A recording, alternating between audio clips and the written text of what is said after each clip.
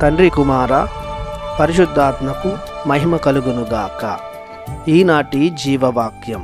ప్రభువు మంచివాడు, నరుల తప్పులను మన్నించువాడు. కీర్తన 86 వచనము 5. దేవుని ప్రేమకు పాత్రులకు దేవుని బిడలారా, సహోదరి సహోదరులారా, కరుణామయుడైన దేవుడు మేము క్షమించి తన బిడ్డలుగా చేర్చుకొనుగాక. పరిశుద్ధ గ్రంథం ప్రబోధిస్తున్న దేవుడు అనగా అబ్రహాము, ఇస్సాకు, యాకోబు కొలిచిన విశ్వసించిన దేవుడు యేసుక్రీస్తు ప్రభుని తండ్రి, మన తండ్రి అయిన దేవుడు మంచివాడు. కీర్తన 100 వచనం 5లో ప్రభువు మంచివాడని వాక్యం పలుకుతుంది. మార్కు శుభవార్త 10వ అధ్యాయము 18వ వచనంలో క్రీస్తు ప్రభువే దేవుడు మంచివాడని ప్రకటిస్తున్నాడు. మంచివాడైన దేవుని వాక్కులు, క్రియలు మంచితనం వైపే నడిపిస్తాయి. దేవుని వాక్కులు విన్నవారు, వాని ప్రకారం జీవించువారు చీకటి నుండి, దురవ్యసనాల నుండి, చెడు కార్యాల నుండి, పాపం నుండి బయటపడతారు.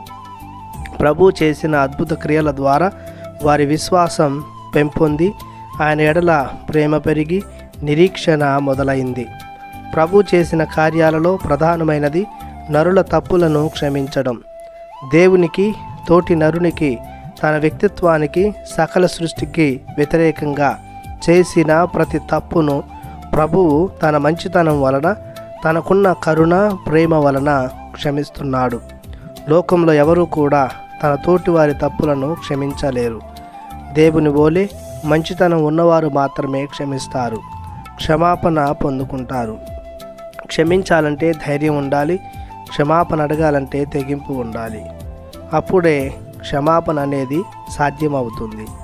ఇంకా దేవునిలో ఎలాంటి అవినీతి, పాపము లేదు కనుక దేవుడు మాత్రమే క్షమించే అధికారం కలిగి ఉన్నాడు. తాను అభిషేకించిన తన గురుమండలానికి ఆ అధికారాన్ని దయచేసి ఉన్నారు.